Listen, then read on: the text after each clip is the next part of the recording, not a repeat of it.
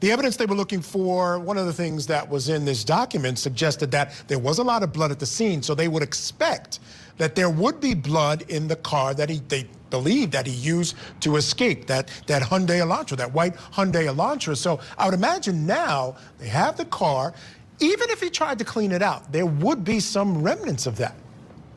Well, that's certainly what they're looking for. I mean, if you look at this affidavit, and boy, did Shanley do a great job of breaking this thing down and what it shows us that they already know. But they're looking for blood. They're looking at hairs. There's a hair strand. They want to see if he brought back any evidence from the scene of the crime that made it back to his car or made it back to his apartment. On the theory of the case we're working with, he probably would have tried to avoid that. But, you know, it's hard when you talk about a lot of blood spatter and other body remnants that may have ended up connected to him. We saw Kelly Brooks on the stand the last couple of days. I don't want to call her the prosecution's star witness, but certainly a big witness, one that this jury needed to hear from. And what I ask you is, I'm not so sure that she moved the needle. I think at the end of the day, the idea was that she would help provide motive. For this, I thought there was a lot of her testimony that actually flew in the face of that. Did she move the needle for the prosecution? I don't think she moved it very far, Michael. I tend to agree with you. I mean, obviously he had an affair. Obviously he's a bad husband and probably a bad person, but that doesn't get you all the way to murder. I mean, lots of people, for better or worse, have affairs, conduct themselves in a way they shouldn't have when they're married, and, you know, a very small percentage of them end up murdering their spouse.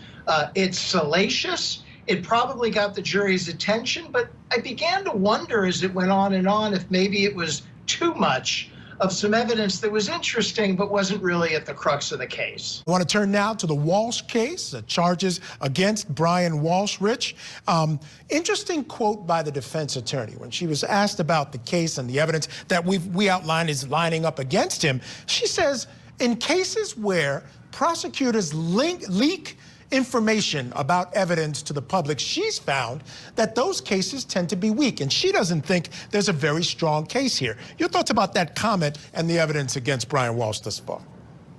I don't know if anybody's really studied that. I mean, she's saying it because it serves her purpose to say that. I don't know if anybody's really done any kind of study of information being leaked out in these and whether or not they end up leading to convictions. But the evidence that we're talking about with this person, and, you know, it's a case where there's no body or murder weapon found, but the theory is that he very deliberately cut up and got rid of the body. And we're seeing some really powerful evidence when you talk about him doing internet searches and how do you cut up a body, buying cleaning supplies. I mean, that's powerful stuff. It's going to be hard to get out from under that, I think. Yeah, just in what we're seeing so far, it seems like enough to convict him. And I got something for Bryan Walshe. He did a search asking, can you be charged with murder if there's no body? The answer, Brian, is yes. And you are now charged with murder. All right, let's go to our first comment, guys. It comes from Karen. Karen says, all the errands and replacement towels, rug purchases from Home Goods and TJ Maxx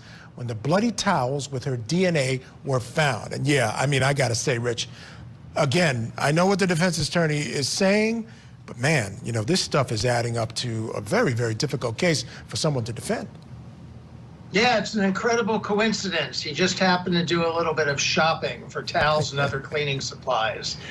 You know, it's hard to fight with that one. I think the viewer's right on that that's pretty important evidence here.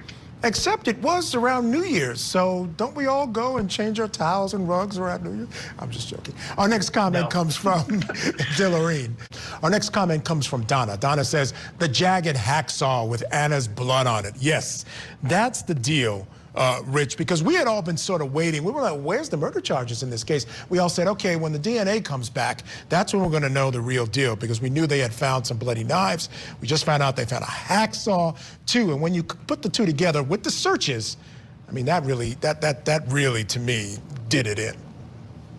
Yeah, it's really, again, it's hard to get out from under. I mean, you have evidence that suggests the body was dismembered, horribly so. You have him searching on the internet, how do you cut up a body? It's really hard. I mean, I know they have to show proof beyond a reasonable doubt. It's a heavy standard. It should be a heavy standard, but those things connect. I don't know how they're going to get away from that.